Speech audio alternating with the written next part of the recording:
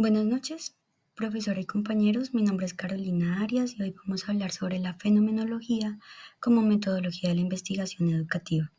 Vamos a empezar hablando por la definición, el origen, eh, esos tipos de fenomenología que pueden existir o los enfoques, las características. También vamos a evaluar o vamos a abarcar lo que son las técnicas e instrumentos empleados en la recolección de la información y por último vamos a mirar cuáles son los retos que puede tener la fenomenología en la actualidad. Empezaremos con la definición de fenomenología y se refiere tanto a la filosofía de ciencia como también a una modalidad de investigación. El estudio fenomenológico se va a encargar de describir los significados de una experiencia vivida, es decir, el investigador debe dejar de lado los prejuicios y recolectar la información sobre las experiencias, sobre el significado de las experiencias de los actores de, de ese entorno particular. Este método fenomenológico también se ha evaluado y se ha visto que es apto para la investigación en áreas educativas, ya que nos va a permitir comprender eh, cómo es cómo qué significado le dan los actores en el contexto educativo, como son profesores, estudiantes y familia, a cada una de esas experiencias en el proceso de aprendizaje, pero también nos va a permitir darles un significado a estas experiencias. En la historia y en el origen encontramos que en el siglo XVIII la fenomenología hacía referencia a la descripción y clasificación de fenómenos. En el mundo de los fenómenos o apariencias, el mundo de las meras representaciones, y estas se pueden contraponer a la verdadera realidad o a otros seres. Más adelante encontramos como fundador de la fenomenología a Edmund Husserl, filósofo y matemático que describió a la fenomenología como un modo radical de filosofar. Y posteriormente quien cambió la visión de la fenomenología fue Martin Heidegger, quien defendió no solamente la necesidad de describir los fenómenos, sino también esa necesidad de interpretarlos. Y aquí es cuando se dan dos vertientes en este método fenomenológico, y uno va a ser de carácter descriptivo y el otro de carácter interpretativo. Finalmente, a finales del siglo XX, la fenomenología adquiere un papel un poco más protagónico en las vertientes metodológicas cualitativas y obviamente la educación pues no es la excepción en este papel protagónico.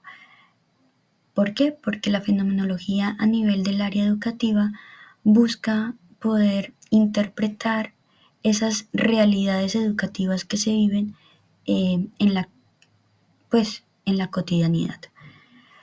Finalmente, es importante resaltar que el pensamiento fenomenológico se basa en una premisa ontológica fundamental, y es que la realidad es cambio, y al ser la realidad cambiante, vamos a ver que siempre se va a poseer un objeto de estudio. Por lo tanto, siempre la fenomenología va a ser una tarea infinita.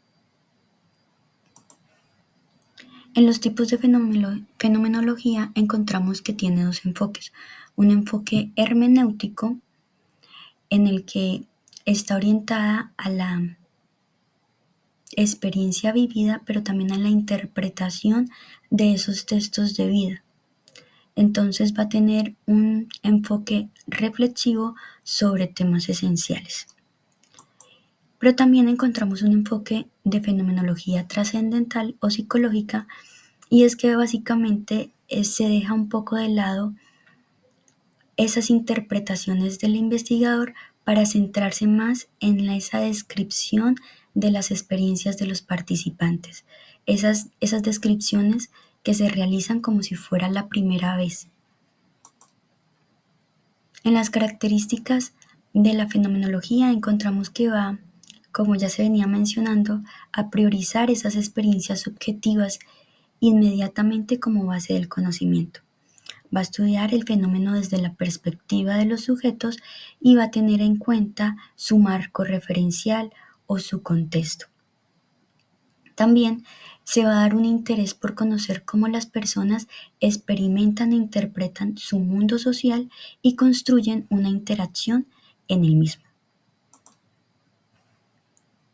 ¿Qué es lo que comúnmente estudia la fenomenología?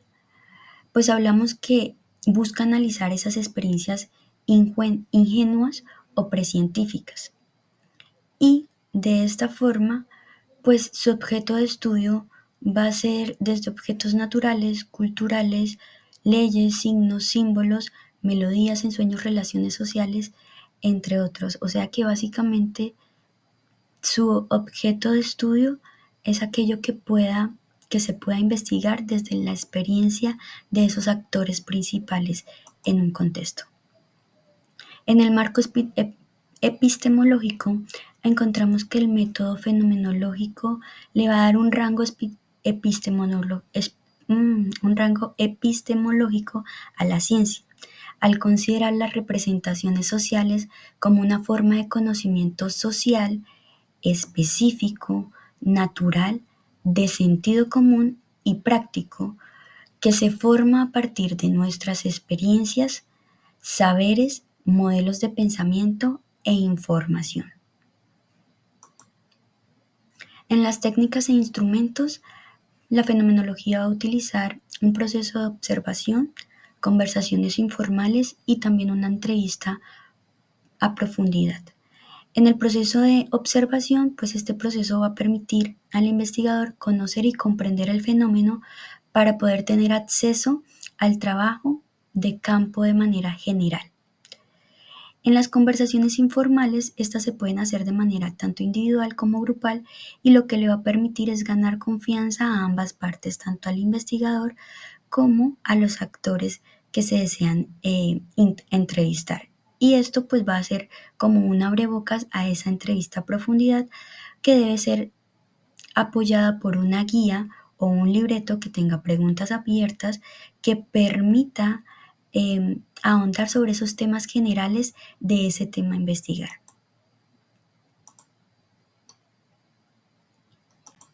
Finalmente, como retos e implicaciones, tenemos resultados aplicables solo a contextos específicos.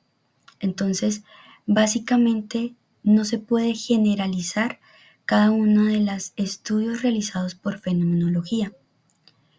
Vamos a tener subjetividad en el análisis porque aquí vamos a depender de esa interpretación que le va a dar el investigador a cada una de esas entrevistas recolectadas.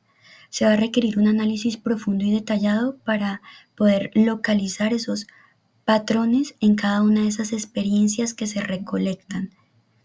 Y finalmente requiere de tiempo porque para poder realizar cada uno de este proceso de observación, del proceso de, de charlas que nos van a introducir a esas entrevistas más detalladas, pues requiere tiempo para poder realizar todo este proceso de recolección de la información. Pero también se va a requerir de tiempo para poder evaluar cada uno de esos datos recolectados en cada uno de esos instrumentos empleados.